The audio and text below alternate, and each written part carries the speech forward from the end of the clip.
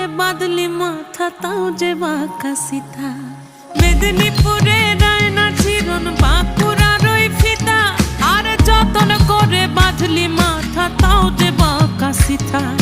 পেছ পাড়িয়া রাজ